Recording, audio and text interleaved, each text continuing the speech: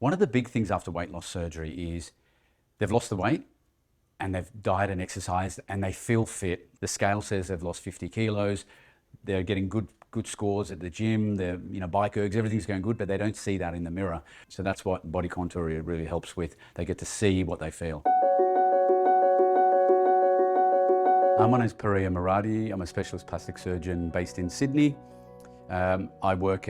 My rooms are in Surrey Hills, but the hospitals I work at predominantly here are East Sydney Private, and I work at Prince of Wales Royal Hospital for Women and Sydney Children's Hospital as my public hospital appointment.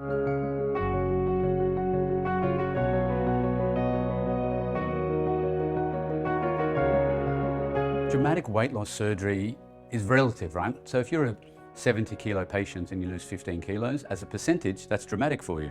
But if you're 150 kilos and you lose 10 kilos, it's not so dramatic. So we don't try to say, oh, how much weight have you lost? I know patients always focus on that. It's more of a body percentage weight loss. So if you're 150 kilos and you lose 50, that's dramatic. So there's no right number, but it's more what happens afterwards, all the loose skin. So you can lose all the weight you lose, but if your skin retracts and you don't have any loose skin, whilst it's dramatic, you don't need dramatic surgery to correct it. One of the big things after weight loss surgery is they've lost the weight and they've diet and exercised and they feel fit, okay? So they feel like they're getting strong, they do their muscle body mass index and they do their DEXA scanning and they've got the muscle mass, but when they look in the mirror, they don't see the person that they think they are.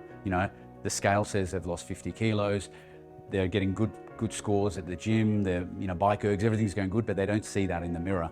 So one of the things after body contouring, once you remove all that loose skin, then they see what they feel.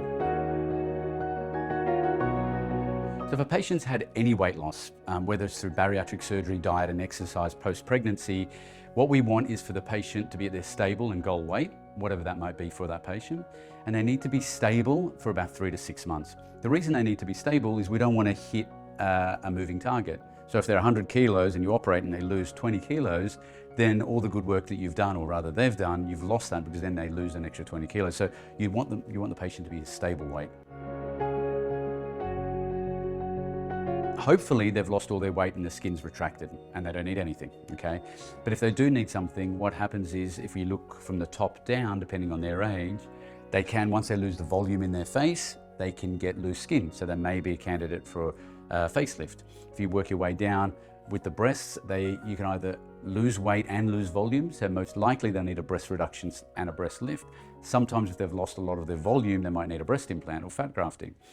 Then if you work outwards, then the most common one after that is your arms, because the patients have lost all the volume in their arms and they've got loose skin, and that's what's called a brachioplasty or an arm lift. As we work our way down, then there's the tummy. So the tummy is the number one thing patients come in with, and your candidate might just be for a simple tummy tuck, and there's different variants of the tummy tuck. You have an extended tummy tuck, you've got a 360 tummy tuck, you've got what's called a fleur-de-lis tummy tuck, you've got what's called a corset tummy tuck.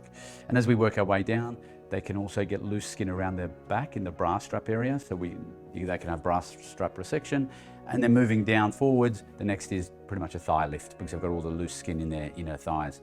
A lot of female patients also need a mons lift as well, because once they've lost all that weight, the mons does hang or toes over, and that needs to be lifted, secured, and liposucked as well. So I guess it just comes down to what bothers the patient. When we do surgery, we don't do all of them in one go. It's not safe. What I say to patients is define what you mean by recovery, okay? Some people define recovery when can they shower, when are they going to leave hospital. So depending on the operation they do, a breast reduction's a day surgery, tummy tuck, different variants between 3 to 5 days in hospital, thighs usually about 24 to 48 hours. Now recovery in terms of walking and being normal again, you say 4 to 6 weeks. Recovery going back to work, depending what they do for work. So a lot of patients these days, as post-pandemic, work from home. So they're on a computer anyway, so after 1 week, most get back into work because they don't physically have to go into work.